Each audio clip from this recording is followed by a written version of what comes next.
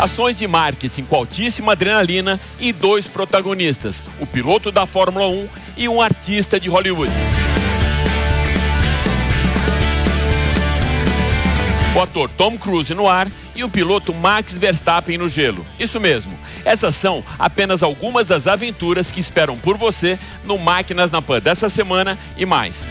O professor engenheiro elétrico Ricardo Takahira explica o funcionamento das baterias dos carros elétricos e Rafaela Borges, colunista do UOL e apresentadora do canal On The Road, comenta a valorização dos carros do segmento premium.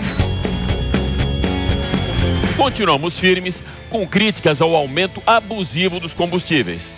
Michael Mendes analisa o alto custo dos combustíveis que tem causado impactos muito nocivos ao orçamento dos cidadãos, com reflexo direto na economia e inflação do país. E Marcelo Matos comenta o impacto que a falta dos semicondutores tem provocado na fabricação e produção de veículos. A Mercedes-Benz do Brasil completou 65 anos nessa semana.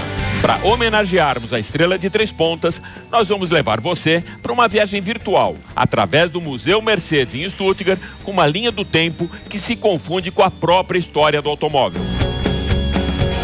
Eu sou o Alex Rufo e tudo isso e muito mais você vai acompanhar agora comigo nesses próximos 30 minutos no Máquinas na Pan, lembrando que você também pode assistir o nosso programa em vídeo pelo canal Jovem Pan News, Jovem Pan Esportes e pela Panflix. Então se ajeita bem aí no cockpit e aperte o cinto, porque o Máquinas na Pan dessa semana está só começando. Máquinas na Pan. Quer uma moto para viajar com tecnologia e conforto? A nova Honda Africa Twin é a única Big Trail com câmbio DCT, uma transmissão de dupla embreagem com trocas mais rápidas e suaves. Nova Honda Africa Twin. Descubra você mesmo. Saiba mais em honda.com.br.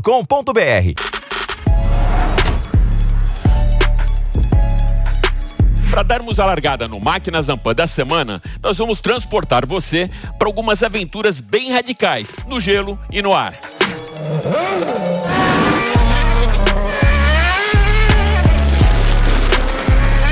O combustível de maior octanagem de um Fórmula 1 ainda é o financeiro, um privilégio que se estende às equipes de ponta com maior orçamento na categoria e que aproveitam o recesso dos pilotos para promoverem ações de marketing para lá de inusitadas.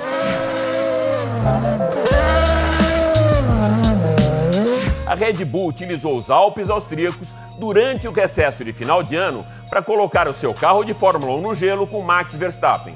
O touro indomável trocou até aquelas brigas na pista por outro desafio, o das encostas íngremes da montanha de Harniken, na região de Kitzbühel, mesmo local onde o Campeonato Mundial de Esqui é disputado anualmente.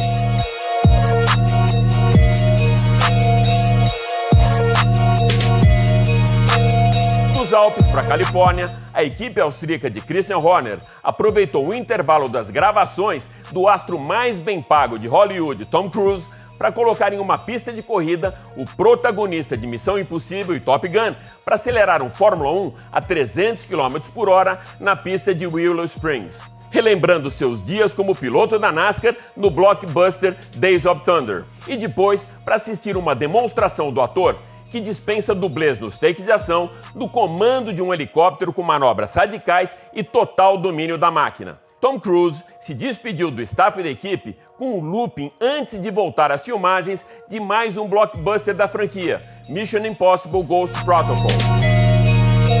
Essas ações promocionais cheias de ação e aventura ajudam a promover a categoria e mantêm a Fórmula 1 na mídia, mesmo em época de pandemia. Vamos pegar agora então uma carona no helicóptero de Tom Cruise para voarmos até o Museu Mercedes em Stuttgart, na Alemanha, para homenagearmos a marca que completou 65 anos em solo brasileiro nessa semana. A Mercedes tem uma história nessa cidade, nesse país, na verdade, que se confunde com a própria história do automóvel. Aqui em Stuttgart, depois de uma grande destruição no pós-guerra, a Mercedes ajudou a reconstruir a cidade. Então vai ser muito fácil você localizar símbolos da Mercedes pela pela cidade inteira. Vamos lá. Uma viagem no tempo. Essa é a proposta do Museu da Mercedes-Benz, que leva você para 1886, onde tudo começou. Através de uma linha do tempo contínua, a história dos últimos 130 anos do automóvel e da marca caminham lado a lado. A arquitetura do museu foi inspirada na dupla hélice espiral do DNA e carrega a filosofia da marca, que aponta para o futuro da mobilidade e leva seu visitante através de rampas por 7 níveis da evolução cronológica do automóvel. Qualquer análise que se faça sobre os grandes feitos do homem esbarra na invenção do automóvel. Gottlieb Daimler e Carl Benz foram os cérebros por trás do primeiro automóvel em 1886. A genialidade dos dois colocou literalmente o mundo em movimento e o sonho da mobilidade individual se tornou realidade. Automóveis e aviões sempre tiveram uma conexão forte na história. No ano de 1888, Daimler já trabalhava no desenvolvimento de motores de avião. Durante a Primeira Guerra Mundial, buscando maior potência em altitudes elevadas onde o ar é rarefeito, resolveu comprimir o ar de entrada para compensar a perda de potência. Essa tecnologia foi transferida para os automóveis, que passaram a ter mais performance com motores turbo. Em 1926, Daimler e Benz se uniram e se tornaram os pioneiros na tecnologia diesel. O milagre econômico da Alemanha, logo depois da Segunda Guerra Mundial, teve uma grande participação dos automóveis da Daimler-Benz. Quem quisesse mostrar a superação do pós-guerra e a força na economia, utilizava o Mercedes como chancela para a retomada de crescimento. Houve uma grande mudança no design dos carros e uma identidade forte com a estrela de 3 pontas. Os conversíveis foram privilegiados e modelos como o Mercedes 300 SL Coupé apontaram para um novo momento da marca. Todo o desenvolvimento do turbo, carros elétricos, gás natural, álcool e híbridos foram feitos entre os anos 60 e 70, o início de uma consciência onde os carros com redução de emissão de CO2 e um cuidado com o meio ambiente são os destaques desse museu. Os anos 80 marcaram o início das grandes mudanças sociais e políticas do planeta. Ao mesmo tempo, com o final da Guerra Fria e com a globalização, os desafios também aumentaram. Com isso, o indivíduo passou a ter mais importância e ocupou o centro do palco. Inovações tecnológicas, carros elétricos e emissão zero passaram a ocupar um importante lugar no mercado, com mudanças que refletem até hoje, proporcionando mais qualidade de vida e conforto. O DNA da marca é muito evidenciado com sucesso em motorsports, que atualmente tem a predominância da marca na Fórmula 1. Desde a primeira corrida em 1894, a Mercedes atesta sua performance e credibilidade através dos resultados nas pistas e a flecha de prata faz parte dessa história de sucesso, levando tecnologia de ponta das pistas para as estradas. Museu Mercedes, uma viagem no tempo com uma história que se confunde com a própria história do automóvel.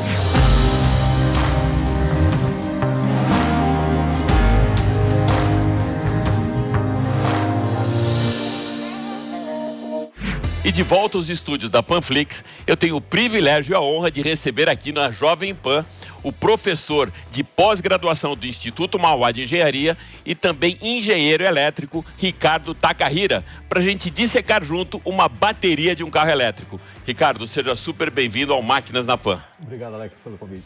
Vamos começar pelo começo então, Ricardo. O que são essas células de bateria? As células de bateria, nós temos aqui 2 exemplos. Aqui tem uma lanterna, vamos dissecar ela, como você falou.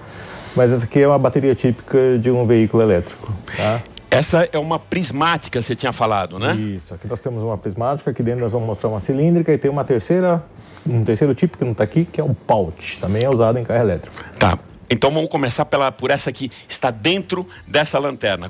Que tipo de bateria é essa? Essa é a cilíndrica, tá? Ó, ela funciona com uma lanterna. Vamos abrir ela aqui, tá? E a gente vai achar ela aqui dentro, ó. É a cilíndrica, né? Ela chama cilíndrica porque é cilíndrica. E essa é exatamente a mesma que vai nos carros com bateria elétrica? Essa especificamente é a 18650, né? Ela chama 18 porque tem 1,8 de diâmetro e 6,5 centímetros de altura. Então, num Tesla, por exemplo, ele tem 7.000 dessas, né? Então, 7.000 baterias. Tem a 26, tem outros tipos que estão aumentando a densidade específica de energia que ela é capaz de armazenar. É isso que vai dar autonomia. E uma vantagem que a gente já aprendeu aqui com você mesmo é que se dá algum problema na bateria, você não precisa trocar o módulo inteiro, você troca apenas uma célula, é isso? E, quer dizer, conforme a gente está evoluindo, conhecendo, né, com segurança, né, a manipulação das baterias, pode ser que a gente só troque uma célula, né? A célula compõe um módulo e o módulo compõe o banco, que é aquele caixotão que tem embaixo do assoalho do veículo. Então essa primeira que você mostrou, ela vai no Tesla S, que foi a primeira geração da Tesla, né? Essa aqui é a cilíndrica, né? Que é 18650, tinha 7.000 delas no assoalho do Tesla, né? Com centro de gravidade bem baixo, né? Porque imagina o assoalho todo cheio de células desse tipo, né? Então, e a prismática? A prismática, essa aqui especificamente usa no Prius, tá? RAV4, o próprio Corolla agora novo, né? Que também agora é flex. Então ele é carro híbrido, né? E essa eletroquímica, né, que tem 6 células aqui, ó, tá? Cada uma tem 1.2, então no total aqui é como se tivesse 6 dessas aqui e no total dá um positivo e negativo 7.2. E isso aqui é que ajuda o carro híbrido na frenagem regenerativa, em vez de transformar aquilo em calor, vem energia elétrica e você salta de 15 para 25 km por litro. Tá? Então você tem esses módulos aqui, que depois eles são acondicionados num gabinete e vários desses gabinetes é que compõem o total das baterias, que fica bem no fundo do carro mesmo, né? Exatamente. E esse tipo de arranjo, né, que é o modular, pode fazer um carro, um city car, carrinho pequeno, urbano, uma Station Wagon ou até uma SUV, né, conforme você vai aumentando a quantidade de células, ou o módulos, ou a bateria, que vai dar energia suficiente para você movimentar veículos de massas diferentes. Ricardo, a gente escutava há muito tempo que no próprio celular existia uma situação de memória da bateria, que você não podia carregar tanto, ou tinha que esperar estar 100%. Isso acontece ainda hoje com as baterias de celular e também com as baterias de automóvel, não? Não. O efeito memória é uma coisa já do passado, não existe mais, né? Existem o envelhecimento, né, que conforme a bateria vai sendo utilizada, a capacidade de reter energia vai diminuindo, tá? É o envelhecimento, o age. Mas aquele efeito memória lá, que você, né, se não carregasse tudo, ficava com uma carga... Não existe mais isso? Não existe mais nessas eletroquímicas de lítio e nem de nicoidrato metálico. Tá? E esse envelhecimento é em função dos ciclos, ou seja, da quantidade de vezes que você coloca para carregar, é isso? Importantíssimo isso, né? O que é tempo de vida da bateria? Né? O tempo de vida da bateria é medido por número de ciclos. Uma bateria típica, ela consegue fazer 30 mil ciclos. O que é isso?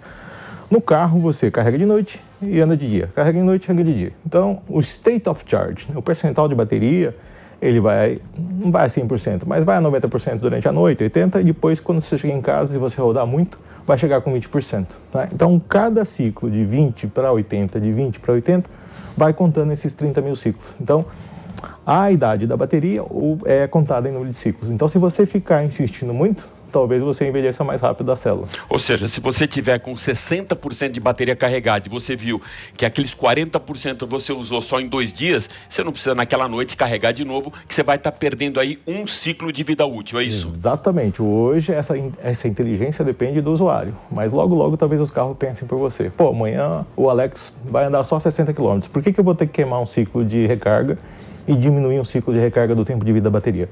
Ele não recarrega, né? É o famoso V2G, que é o Vehicle to Grid. Então ele vai se integrar... Gerenciamento de tudo isso. Com a tomada, exatamente. E já que a gente falou em gerenciamento, um outro detalhe bem importante, que pode ser até um gargalo para a vida útil da bateria, para a performance do carro, é o equilíbrio e o balanceamento que você tem de carga em todos esses módulos, não é isso? Exatamente. Existe dentro do banco de baterias uma placa eletrônica chamada BMS. Traduzindo, Battery Management System, traduzindo de novo, é o sistema de gerenciamento da bateria. Então, quando você carrega uma bateria e ela está em série, essa aqui está em série com a outra, que é típico do controle remoto, se essa aqui está com uma carga de 30 e a outra está com 60, e elas estão em série, o limitante vai ser essa de 30. Então, é necessário você pegar essa de 30 e chegar nos 90, e as de 60 chegar nos 90. Aí sim, o estado da carga vai ser 90%, que vai dar a autonomia total possível no carro elétrico. Tá, você falou pra gente de ciclos. Tem um momento, então, que essa bateria ela não consegue mais fazer esse recarregamento. E aí vem um outro calcanhar que a indústria fala muito, que é o descarte. Mas me parece que teve um gênio do mercado, Elon Musk, que criou uma solução alternativa exatamente para esse descarte, com uma maneira de produtividade, não é isso? Exatamente, Alex. É o que se chama de segunda vida da bateria. Depois que ela passa esse ciclo de tracionária, porque ela traciona o carro, ela vai para um segundo ciclo chamado estacionário. E a gente sempre ouviu falar das energias renováveis, por exemplo, a fotovoltaica. Então, o gênio do Elon Musk, né, minha referência por enquanto, ele criou o Powerwall. O que é o Powerwall? Você pega a bateria do banco do carro e põe na parede. E aí ele tem uma parede de casa, então? Na parede de casa, né? Uma bateria, assim, lógico que não é a bateria ali, dá uma tratada nas células, né? Põe uma estética.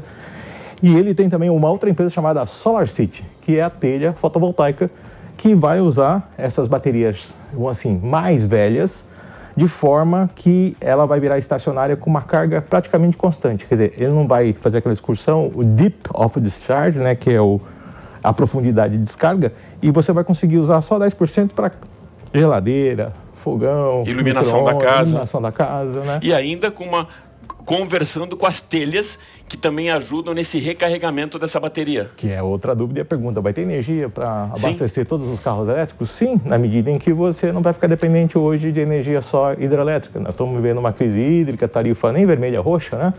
E aí, essas energias renováveis, elas vão crescer na mesma quantidade em que a frota de veículos elétricos também vai crescer, resolvendo o problema do ecossistema. Ricardo, super obrigado por ter você aqui dando essa aula, uma verdadeira aula, quase uma pós-graduação aqui para o Máquinas na Pan. Muito obrigado mesmo, amigo. Obrigado pelo convite, Alex.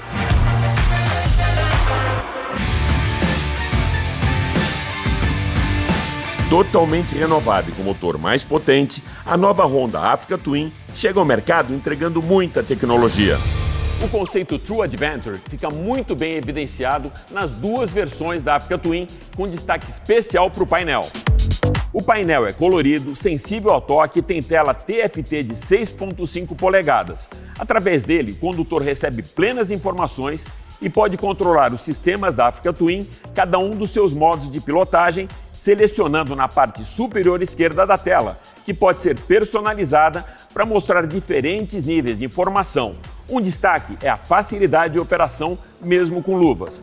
O sistema oferece a possibilidade de regular muitos parâmetros, como potência em 4 níveis, freio motor em 3 níveis, controle de tração em 7 níveis, mais o off e o anti-wheel, que são 3 níveis mais off. São 4 os modos de condução e de potência do motor, ou Riding Mode: Tour, Urban, Gravel e Off-Road, que abrangem a maioria das condições e situações de condição. Ainda 2 modos User totalmente personalizáveis, mesmo no Ride Mode estabelecidos. Vá até a loja mais próxima ou visite o site www.honda.com.br/motos/Africa Twin. Nova Africa Twin. Descubra você mesmo. Onde vamos parar? Ou melhor, onde vai parar o custo dos combustíveis? Quais os impactos dos frequentes aumentos dos combustíveis na economia do país e na vida dos brasileiros? Acompanhe agora com Maicon Mendes. Em um ano, o preço da gasolina subiu 39%. O etanol, em um ano, subiu 62%. E nessa onda, veio o aumento do óleo diesel, 28,2%. O último reajuste foi de 8,89% anunciado pela Petrobras após 85 dias de preços estabilizados. 22 centavos a mais para o bolso do consumidor. Sinal de uma crise sem fim. A Associação de Motoristas de Aplicativos de São Paulo confirmou que 20% da categoria pararam de rodar por causa dos gastos dos combustíveis. Dados que batem com a Associação Brasileira de Locação de Automóveis. De julho a setembro deste ano, 20 mil motoristas de aplicativos desistiram de alugar um carro para trabalhar. A elevação do barril do petróleo no mercado internacional tem causado uma revolta dos empresários, donos de postos de combustíveis. Esta empresária concordou em falar com a nossa reportagem escondendo o rosto. Ela denunciou os abusos do governo federal e dos estados sobre as alíquotas de impostos que encarecem os combustíveis. Eu acho que não tem um mínimo de sentido a nossa cotação do combustível ser em dólar. Ninguém tem uma explicação plausível para isso. Não há empresário que aguente. Não há. E com isso, todos os postos pequenos estão fechando, porque ninguém aguenta. Mas é preciso voltar no tempo para lembrar alguns fatos importantes sobre o aumento do combustível. Quando a presidente Dilma Rousseff estava no poder, ela mesma chegou a interferir várias vezes que o mercado internacional do combustível não influenciasse o mercado interno. Para os especialistas, um erro, já que ela tentou frear a alta da inflação. Mais tarde, ao longo dos anos, veio o prejuízo da estatal.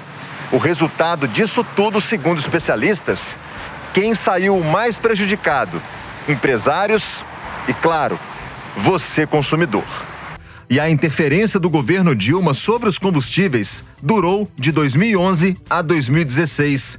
Já no governo Temer, Pedro Parente assumiu o comando da Petrobras, mudando a política de preços da estatal e aliando tudo com o mercado internacional, olhando sempre os próprios interesses.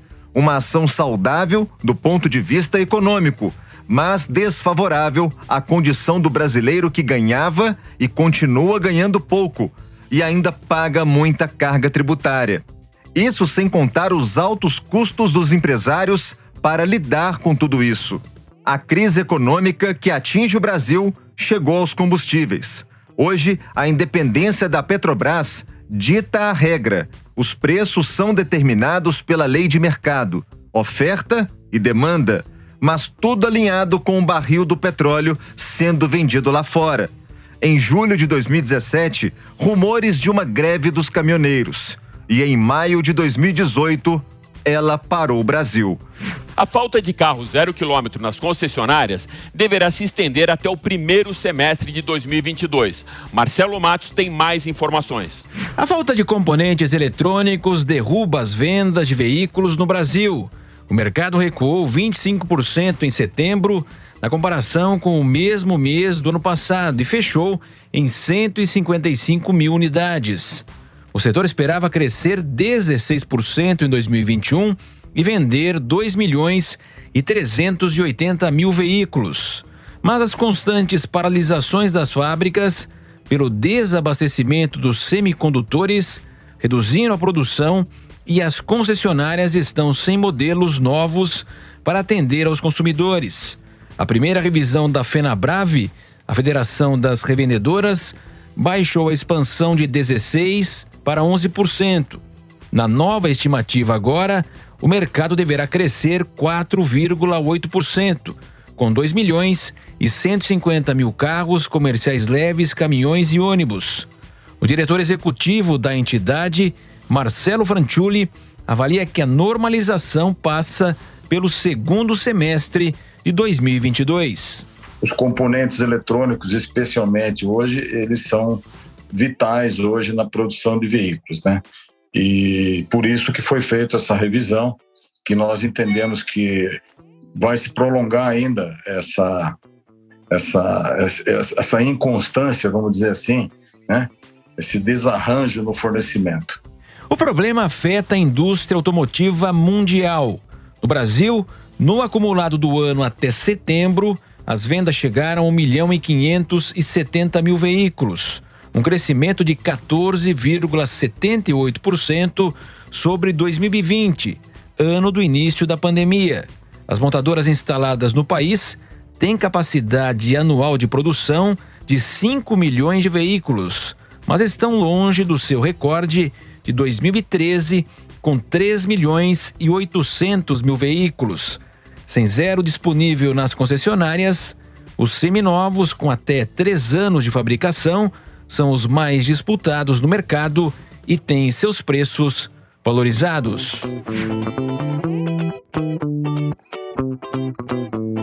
Desde o início do ano, alguns carros do segmento premium tiveram valorização de até 60%. Para comentar esse mais novo modal de negócio de investimento, a gente tem aqui no estúdio da Panflix, Rafaela Borges, colunista do UOL e também do canal On The Road. Rafinha, seja super bem-vinda ao Máquinas na Pan. Obrigada pelo convite, Alex. É muito legal participar do programa. Legal, é isso mesmo, né? É um modal de investimento. O automóvel premium passou a ser um bom negócio, é isso? Há quem diga que o melhor negócio, porque o mercado de investimentos, o mercado financeiro não está muito legal. As pessoas também deixaram de investir em algumas coisas durante a pandemia e o carro premium, exclusivo principalmente, que já era um super negócio, acabou ficando um dos melhores negócios para se investir no Brasil. Então, nesse line-up que a gente tem do segmento premium, quais os mais valorizados, Rafinha? Os modelos? Sim. O mais valorizado entre janeiro e setembro desse ano, né, de janeiro para setembro, foi o AMG GT 53. Ele valorizou 60,72%. Que investimento te dá esse retorno? Cara, é um super investimento. Eu escutei até que tem pessoas no mercado, grupo de empresários, que compram carros para investir. Então, certamente, esse é um do top lista desses caras. Qual outro que teve? Mercedes AMG. Qual outro que você tem como uma valorização bem alta? Fora os Mercedes, do segundo ao sexto lugar na lista, são só modelos da Porsche. Porsche 911 Carrera, até o Macan, que é um modelo que não é especial, não é tão exclusivo, não é tão difícil de encontrar como 0 km, valorizou bastante. No caso do 911, a gente teve uma valorização, dependendo da versão, entre 35% e 40% entre janeiro e setembro. Isso tem alguma coisa a ver, Rafinha, com a demanda, com a falta de carros, por conta também da falta de semicondutores? Ou é uma linha geral do mercado agora, por conta da pandemia, o cara querer um brinquedinho novo na garagem dele? Tem também a ver com a falta de semicondutores, porque você encontra agora, né? Isso aqui não tô falando só de usados, tá? Você comprou em janeiro ou no ano passado um carro novo, está ganhando dinheiro com isso também, principalmente os carros especiais. Os RS da Audi, os AMG da Mercedes, os modelos esportivos da Porsche. Mas tem a ver também, em alguns casos, com a alta do dólar. O dólar aumentou, impulsionou o preço do novo, então o usado acabou valorizando também em relação ao usado de janeiro. Porque você tem nessa lista modelos que não são especiais, são modelos mais triviais dentro do segmento de luxo, como o Mercedes-Benz CLA, que está bem valorizado também nessa lista. Agora, quanto aos semicondutores, você que quer um Audi RS6, por exemplo, você quer o carro e não tem o carro novo para comprar, porque ele já é especial, ele já tem produção limitada e com a crise dos semicondutores ficou mais limitada ainda. A marca não consegue entregar, tem vários mercados e o Brasil não é um mercado que é prioridade para nenhuma marca de luxo, convenhamos. Então, quem comprou ali no lançamento, o carro estava custando R$700 mil, em dezembro do ano passado já estava vendendo e conseguindo vender por R$1.200.000, uma diferença de 4 meses. Do novo para o usado, com 300 quilômetros rodados, até 1.000 quilômetros rodados. O cara foi lá, aproveitou o carro e ainda conseguiu ganhar um dinheiro e tanto com isso. Rafinha, a gente já está no final do ano e já passou por uma fase bem pesada aí de encontrar o carro 0 km numa concessionária. Isso está acontecendo também para o mercado premium? Ou seja, tem dificuldade também para esse cliente que quer entrar numa loja da Porsche, ou da Mercedes ou da Audi, encontrar o carro zero? E qual a espera para esse carro? Muito mais dificuldade do que no mercado geral, né? A espera para um carro, no caso do Sport, pode ser 6 meses, até mais. Eu me lembro de no ano passado entrar numa concessionária da Porsche e estavam carros clássicos em exposição, porque não tinha carro na concessionária para vender, para entregar. O único novo que estava lá já tinha sido vendido. Então pode ser uma espera até de 1 ano, né? E no caso específico da Porsche tem uma vantagem aí que eles seguram o preço. Se você comprar agora e o dólar for a R$7, vamos supor, numa projeção completamente sem noção, mas que só para falar da alta do dólar, você compra com o dólar a 5, como está agora. Rafinha, para finalizar, alguma previsão de regularizar esse mercado, até por conta dos semicondutores, da falta de semicondutores? Existe um ponto em que esse mercado vai criar um equilíbrio novamente? Eu acredito que até a curto prazo, se a crise dos semicondutores for resolvida, no caso dos carros mais triviais das marcas de luxo, Série 3, Classe C, que está chegando aí a nova geração, mas no caso dos modelos especiais, eu acredito que leva um tempo ainda, porque eles são realmente modelos que não existe muitas unidades no mercado. Eles foram feitos para serem exclusivos. Eu acho que esse movimento de retorno às origens nos carros especiais, nos carros com preparação esportiva, nos carros esportivos, pode ser que leve um tempo maior do que os carros mais triviais. Então, eu acho que comprar agora, se a pessoa conseguir comprar, né, ainda é um super investimento. Então, aquele AMG que você tem na garagem da sua casa e o RS, é melhor você segurar um pouquinho, porque vai valorizar até o final do ano. Pode ser que valorize, sim, mas se você quiser vender, você já vai ganhar uma grana boa com esse negócio. Legal, Rafinha, super obrigado por ter você mais uma vez aqui no Máquina na Pan, trazendo todo esse mercado premium, que é a sua especialidade, né? Mercado de luxo. Muito obrigado. Obrigada, Alex. Valeu. É isso aí. O Máquinas na Pan dessa semana fica por aqui, mas vai lembrar que você também pode acompanhar toda a nossa programação em vídeo pelo canal Jovem Pan News, Jovem Pan Esportes e pela Panflix. Super obrigado pela sua audiência e até a próxima. Valeu! Máquinas na Pan.